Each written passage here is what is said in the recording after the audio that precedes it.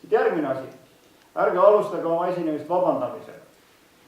Võib-olla keegi teist on kuulnud taolist algust, mis kõlab, et tere, mina olen Janek ja andke andeks, et see on minu esimene kord sellel teemal rääkida. Ja kui ma siis veidi närvis olen, et siin vigu teen ja niimoodi ta vabandab.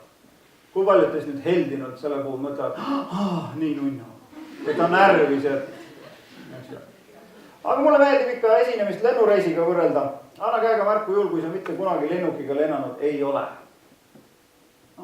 Umbes nii 10 inimest. Meenutame, kuidas see siis käib.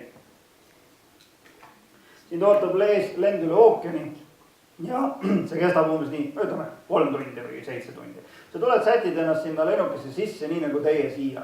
Tulite, leidsite omal mugava koha ja lootsite, et tore inimene sinu kõrvale satub. Keegi, kes ei laiuta, keegi, kes ei haise, peasid oleks äge. Nii. Üks korralik lennureis algab tähelepanu äratamisega, see tähendab seda, et kui need tähelepanu äratajad tulevad, siis sa tead, et kõik ettevalmistused on tehtud, et nüüd läheb lennuks. Kes need inimesed on, kes tähelepanu äratavad seal?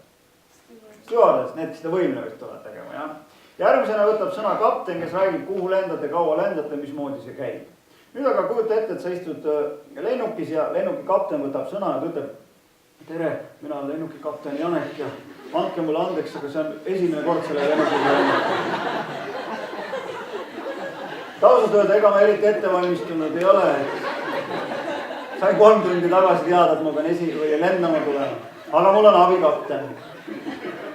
Kui paljud teist sellel hetkel vaimustunud mõtlevad, et äge.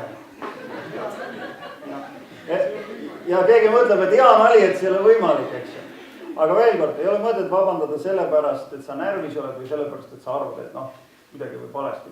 Tule siia, räägi kuulajatele lihtsas eesti keeles ja nad saavad aru sinust.